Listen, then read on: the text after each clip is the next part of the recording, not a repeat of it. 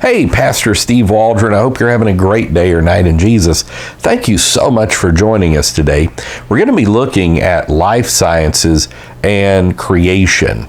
So let's get started. We're using as our discussion starter book In the Beginning by Walt Brown, PhD, MIT, Army War College teacher, on and on. I say Army War College. Where just did he teach at? I always say that. Got a PhD in mechanical engineering from MIT. National Science Foundation Fellow. He taught college courses in physics, mathematics, and computer sciences. He's a retired full Colonel, Air Force, West Point graduate, Army Ranger, just like Dad, and paratrooper, just like my dad. He was director of Benet Research Development Engineering Laboratories in Albany, New York, tenured associate professor at the U.S. Air Force Academy and Chief of Science and Technology Studies at the Air War College. That's where I'm getting the war thing. And for most of his life, he was a ardent evolutionist. He goes into why he became a creationist. So the life sciences and creation, just absolutely fantastic. It's got a picture of just many, many dogs here.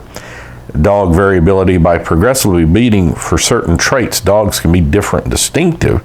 This is a common example of microevolution. Many would call it adaptation of a species. Changes in size, shape, and color are minor genetic alterations, but it is not macroevolution, going from one species to another, even gradually, because there's genetic walls. I'm always totally fascinated, like there'll be some video that comes up on YouTube. I just like labs or golden retrievers or poodles, and these have only been around, this many decades, and it's like, I thought they'd always been around, But those are just generalizations. There are specifics out there. So organic evolution has never been observed. So the laws of biogenesis, spontaneous generation, the emergence of life from non-living matter has never been observed. All observations have shown that life comes only from life. This has been observed so consistently, it's called the law of biogenesis. The theory of evolution conflicts with this scientific law by claiming that life can come from non-living matter through natural processes. I remember reading like a history of Louis Pasteur's beaker, where he's disproving spontaneous generation.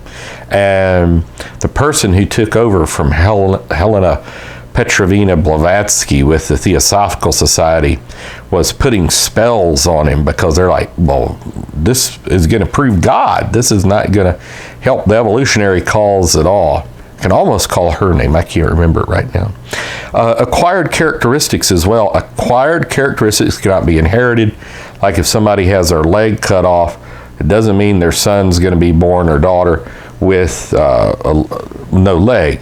Circumcision's been going on for 4,000 years. It's still needed. Giraffes stretching their neck didn't gradually do that. This DNA, the signature, as Meyer tells us, is in the cell. And Darwin's black box, the biochemical challenge to evolution. And so inherited characteristics aren't passed on. And so that's Mendelian genetics and all this.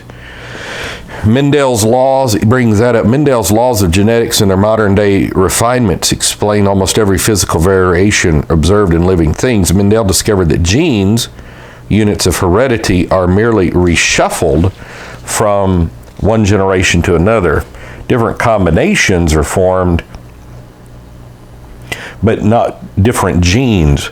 The different combinations produce many variations with each kind of life, such as in the dog family. A logical consequence of Mendel's laws is that there's limits to variation. Breeding experience, common observations also confirm these boundaries, even like when they're making various genetically modified tomato plants, and then the island of Dr. Moreau type experiments that we have found out are going on. He's got a great thing about how like lizards can go in adaptability or bounded microevolution, but they don't go up to a finch in macroevolution.